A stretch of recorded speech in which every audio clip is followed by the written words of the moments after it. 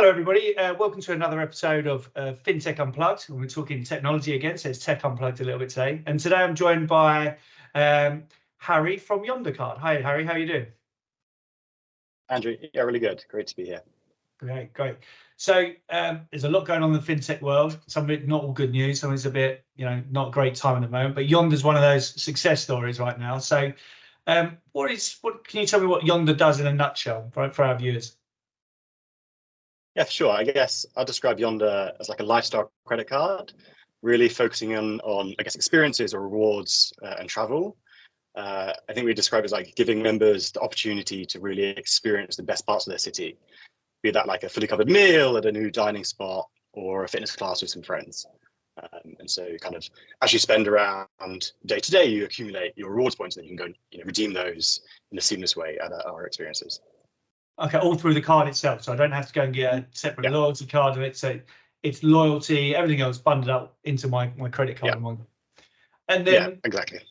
So obviously there's a couple of technical challenges around that, quite clearly. How did you guys approach that, right? So it's not the same as a normal credit card. How did you guys approach tying those services in from a technology perspective? Yes, I think the reward side was like the biggest like technical interest for us. We wanted we set the litmus test for like our what we call like seamless rewards as this idea that you could take someone to a Yonder experience and pay with your Yonder card, and the other person would have no idea that it was completely free. So a lot of that was if you've worked in cards before, you will see the data you get through from merchants and over the card network is varied in quality. And so it was, we went through many iterations that we're on like V3 or V4 now of our like what we call our experience matching algorithm, which takes many of these data points to try and then compare them to records we build up in our CMS that our experience team used to kind of put them on the app each month. And that was definitely like one of the biggest challenges we had in doing that program was that for us, we'd rather be slightly more generous in our matching. So like if we occasionally get it wrong, we'd rather it be like the incorrect merchant versus like missing out. You really don't want to miss out on that aha moment of where you go and you pay and then it's like, oh, it didn't work. We really wanted that, seamless thing of like every time you go to an experience, it works all the time. Yeah. And did you guys have different challenges based on the different merchant acquirers? Because often some of that data you're getting is very much dependent on who's got what merchant acquirer on the other side, right? Yeah, I think the way we started that is because we see such varied data, we've kind of tried to ignore as much of like the noise as possible. So what we actually do now is we send, initially when we launched, we sent some of our experience team to go to all these places, just run a test transaction on our card, then we'd get all the data and then we could pull out the things that seemed kind of interesting and more unique. As we've kind of scaled now with our user base, a lot of the time someone's already been, so we can now just kind of pull that out from our existing data set. But still occasionally we have to send someone on a nice little trip to go to a restaurant and test it out on Yonder, which is always fun. Fair enough. That's not a bad idea. I'll put my hand up for that one. I'll do that. So you guys originally started out in London, right? So you're very much focused around the London region. Have you started to scale out nationwide now? I think we're still focusing on London to start with. We really want to nail the city and nail the experiences side. I think we've started to test out into experiences that aren't purely in London, and so that might be at-home experiences or travel experiences that are more around all of the UK. And then as we start to explore new cities next year, it would be finding one or two cities that we can then go and build up an experience network in, so that we can launch. Yeah, it's really interesting because I find that cards is a space that's had quite a lot of innovation, but the innovation is almost like me too. Yeah, I also can do that now. I can also do it. Whereas the Yonder proposition is actually making it a lot more personal. You're turning the credit card back into a more personal shopping experience. I think some people thought that would happen with open banking and mobile apps and wallets and stuff.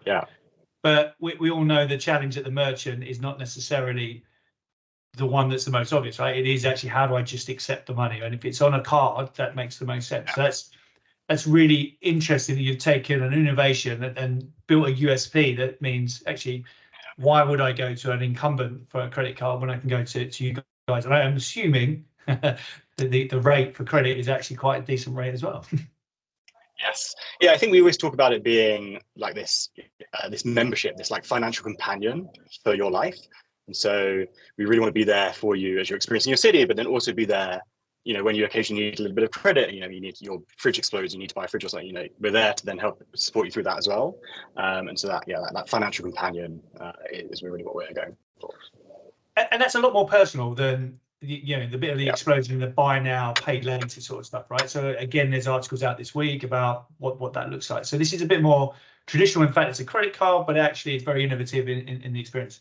So building that out, obviously this is tech uncovered, tech unplugged. So we'll talk a little bit more about how you built that. So what's the tech stack that you put together? What sort of advantages have you managed to build in terms of speed to market, maintenance, all the usual good stuff that we see in fintech? It's actually super interesting because when you're building a credit card and like a regulated product, you've got the big barrier of getting your like license from the FCA. And so we actually had we budgeted about 12 months to get our license. And so we had this pretty long period of time, especially in like startup world, where we couldn't launch, we couldn't get out into customers.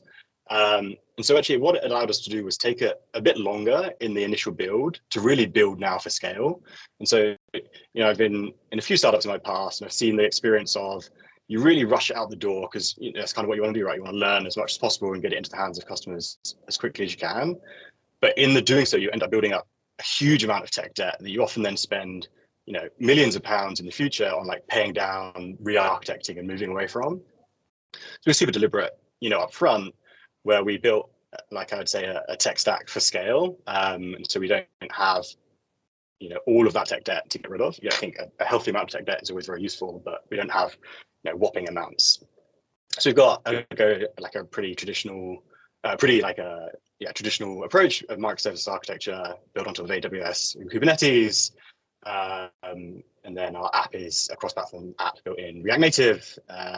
We've gone for the extreme of app only. And so we have a website that is kind of in Webflow, but no kind of like web experience for using the credit card. Yeah. And so that's our core stack. So it's interesting because a lot of people swerve the conversation of tech debt, right? So I've been in many board meetings, many things, you try and explain what tech debt is and people kind of, okay, but what's our next feature? And I want that built now. And there's the deadline date. And you're like, well, the more these deadlines you keep putting in front of us, the more tech debt we're accruing, which means those deadlines where I thought I could do something in 6 to 8 months or 6 to 8 weeks, let's say, is now going to be 6 to 8 months because you're just accruing more and more tech debt. How did you find that as a CTO? How did you articulate that back out, right? Because there's probably a lot of people who'll be really interested in understanding how you communicate that and what tech debt really is and what it means. As I said, I think a healthy amount of tech debt, which is actually quite hard to quantify, but I'll try. A healthy amount of tech debt is super important. I think if you've not got any or enough, it means you're probably moving too slowly and you're being too deliberate about how you build, and you're maybe not taking enough risks, especially in early stage startups where you need to be going really quickly.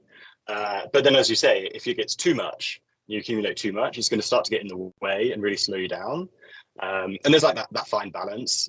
It's like I try and describe it as like you kind of just sense when things are taking a bit longer than they should. And when speaking to engineers and across the business, people have an expectation and they'll build up an expectation of like how historically you've delivered something. And then it's like, oh, why is it taking a bit longer? What's happening there?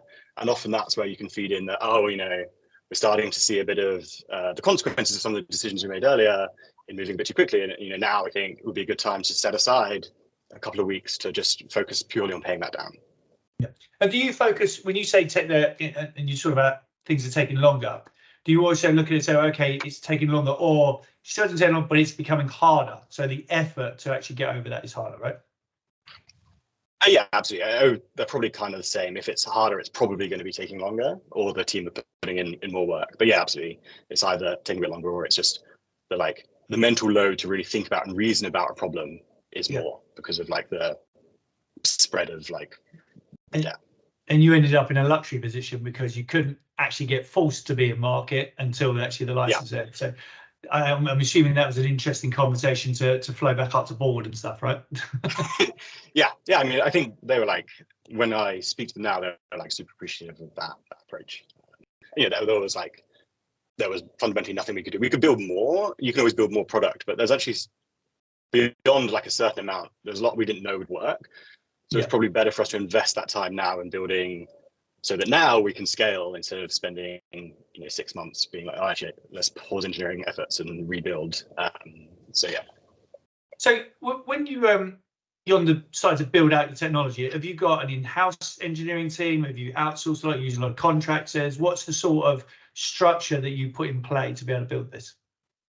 Yeah, our engineering team is all in-house. We've used a contractor here and there. I've not worked brilliantly in the past with outsourced agencies. I think they often are great at delivering what you ask for, but then like that, I've never seen like a really great handover to then like be continued to be run by like an in-house team. So we've always said that we'll build, like our special sauce with an in-house team. And so we're now about 10 in the engineering team, so about 4 on the app and about 4 on the back end, and a test engineer as well. Yeah. Okay. And do you run an agile infrastructure, agile environment? Are you domain driven? What are you kind of running there? Yeah, I think agile is really interesting because I guess it's such a broad concept. For me, for us, we probably let each squad have quite a lot of freedom and flexibility for themselves on how they want to go about delivering. I think very broadly, I'd characterize it as, I don't know if you've come across the Basecamp model of like 6 weeks cycle. It's very close to that, but maybe a little bit more unstructured in that each squad can kind of go away and do what they want. We're not super enforced about how we use issue trackers. Lots of people just prefer to use Notion and write up a product spec and then take it from there. I think one of the great things for us is we've really hired, well, I guess what I'd call like product engineers, where they like are really thoughtful about the changes they're making and the impact on the product. And so you could always lead with context on this is what we want to build, this is the problem statement. And you don't need to go into like the really nitty-gritty details of, from a product, this is how it should work, because the engineers can work that out themselves. And so it gives them that freedom and flexibility to take this really complex problem statement and just go and run with it. So you kind of build like very autonomous based teams then, right? So when I think of agile, as you said, it's very broad, right? People start going, oh, do you use Scrum? Do you use Kanban? I always think of agile as just basically some fundamentals around focus, around autonomy, empowerment, alignment, those sorts of things. And then if you've got a team that wants to implement using Kanban, fine, go for it. If they've go and run Scrum and do lots of ceremonies and stand-ups, go for it. And likewise, the same with what technologies to an extent that they decide to implement. But I assume you keep like a bit more of a tight rein on that, right? So Kubernetes, as you said, and your stack is your stack. Yeah, I think within those constraints of Kubernetes or Scala is our backend language and React Native for the app, there's a lot of freedom to try out new libraries, and I don't want it to be so constrained that it becomes a boring job. So there should still be an element of creativity in your work through the technologies you can use and the problems you can solve. But I don't, it can't be like the Wild West where we've got like 5 different platforms running and all different languages. So there's some constraints, just so that especially with a small team, you want to have like some structure, because otherwise you have like someone's going to introduce a new language that they're the only person that knows it, and then you're like, well, if you leave, how am I going to support this? So there's a bit more thought into that. So you mentioned earlier on about you've got a whole in-house team, you haven't really outsourced anything, and you mentioned your poor experiences. What were the experiences of, let's backtrack that. Obviously, there's been a lot of incumbents in the past that have outsourced a lot of technologies. There's a lot of noise around fintechs. Now it's coming across the same sort of thing, right? Which is maybe because you get people from incumbents who come into the fintech industry at some point in their career and say, oh, well, we outsourced all of this to India, or we outsourced it to Eastern Europe, or we outsourced it wherever to Brazil, right? I've got my own thoughts about this, right? But what's your personal take on how effective that actually is? And then more importantly, the return on your investment, right? So if you use a fintech right now, there's obviously financial benefit, it looks like, but does it actually play out that way? What's your thoughts? I think it probably goes back to a bit where I said, in my experience, I've not seen that like handover work really effectively. And so, you're going to get a great return initially if you can just define the scope of your project really well. I think if it's a bit loose, then you might start to kind of lose a bit of ground where they end up going off and building maybe not quite what you're hoping for. But as you start to bring it back into the org and back into the business, I think you would really struggle to see that like effective handover where someone then that maybe is, like an in-house engineer can really then take it forward. I think there's, a tendency to, when you're in the outsourced model, is like kind of build it as quickly as possible and not always think through like the future engineer's problem, if that makes sense. Yeah. I don't know if that aligns with what you think. Yeah, to be fair, a lot of it has been about handover, and then people don't think about the maintenance of this stuff, right? So you can outsource it. That's all great. They've engineered it in kind of like a silo themselves. It comes back in-house. Code comments may be a bit shaky, shall we say. The structure of it may be, not what you're used to. At least when it's in-house, you can control through, through principles or through the architecture, through the architects and so what the kind of standards and how these things bolt together. So I usually find that the handover is poor, but also what you're left with is a product that introduces tech debt a lot of the time. Really does, and that's not a great situation to be in, right? So we've talked a little bit around your teams and stuff, but I just want to go back a little bit to your tech stack. So you mentioned AWS and Kubernetes. Is there a reason why you haven't used embraced serverless, or maybe you have got serverless at some point there? And are you, let's answer that question first, and then I've got the second one. Follow it up. I think serverless is an interesting technology, and so actually we use Kubernetes on serverless. I don't know if you come across AWS Fargate, but kind of like serverless compute. So we use that. The reason I've not gone for like a full like serverless, like maybe like Lambda approach, I think it takes a lot of platform and infrastructure work to really make it work effectively, to build pipelines and testing in a really effective manner. And we just, we don't have the resources or the capability for that. And I guess for me, my background is as a back-end engineer for 10 years. And so it was a very natural way for me to start, especially when I was, in the very early days, the only engineer working on it. So, well, I'll do something I know, because then at least I can move quickly. And so, I see a future where some aspects can be a bit more serverless. But as I say, I think it really needs that like foundational infrastructure and like operationalizing that we just don't have the capability for. Yeah. And then what's your view on it's a bit more noise, it seems to turn up and then disappear again, about being cloud agnostic, right? So could you move your solution onto Azure? Could you move it onto Google Cloud? Could you? Do you want to ever be able to do that flexibly? Or more importantly, do you ever feel it's a viable or a subject worth discussing, even, shall we say? That's the right way of me saying, is it worth doing, right? Engineering for that. But I think I'd always be cautious about getting overly locked into a specific vendor. But that's not to say I would engineer so much that I could move tomorrow. I think if we really needed to move from AWS to GCP or Azure, we could. It would be a bit of engineering effort. We're not using any like really, really specific like features. And to be honest, most cloud providers now offer broadly the same. They're branded differently. They work slightly differently, but the core functions, they do a lot of the same things. It's not something I think we'll worry about too much, to be honest.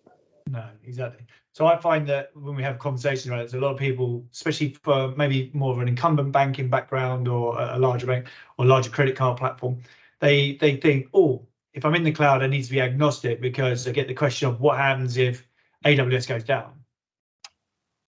Yeah, okay, that's like saying, anyway, we don't need to go there, right, in this conversation. But you end, to your point, right, a lot of it is overlap, so you could move. It couldn't be done tomorrow. This concept of, I'll just deploy in Azure from AWS doesn't exist really, unless you're going to spend so much time and effort engineering a ton of stuff, which is just never going to be needed, never going to be used, right? Which I always think is anti-agile, anti-iterate, learn. And actually go back to your point around tech debt, right? A good bit of tech debt is healthy because it means you're going fast. If you're engineering in to be platform agnostic, you're going slower than a snail, probably, right? Yeah, absolutely. Yeah, I think it's not worth the investment. most of the time. So why AWS? Why not Google Cloud? Why not Azure? Or why not Oracle? Or experience. I had used AWS in my past roles. I'd never used any of the others, and as I go back to that, when I was the first engineer, it was just me. I just had to move quickly, and so go with something that's a bit safer. Yeah. Okay. So what sort of like little technology secrets have you guys got that give you a real edge, do you think? If there is any. I mean, we talked about Kubernetes and everything else, but what sort of things do you think that if you take your stack, what you've built out, and compare it to maybe an incumbent credit card processor, what do you think are the core things that you would pull out and say, this gives us a scalability advantage, or this gives us an advantage in terms of performance, or whatever? Well, I mean, I think firstly, probably the overall architecture will scale like pretty horizontally with us and with our customer base. But also, when we were small, it scaled down, so it wasn't like over resourced for something that we didn't need. So it's like pretty cost effective. I think the two like technology wins, or the reason that I think that we're so much better than the incumbents in the tech space is, as I mentioned, the experience, like that seamless rewards. There's no awkward discount code or coupon or like saving the offer to your card. It's just there. You go, you pay on your card, and then automatically in your app you get a great experience where you can either choose to, we call swipe to redeem or swipe to earn. And so you swipe away to redeem, and then it's just off your bill, or you swipe to earn and you get like a point multiplier to earn additional points. No one else does that, and based on my experience of building it, I don't think anyone else is going to. It was very complicated. And then the other one, when I reflect on like where like credit cards are as a space, no credit card had really gone through, I guess, like the like UI and UX revolution that neobanking did for current accounts.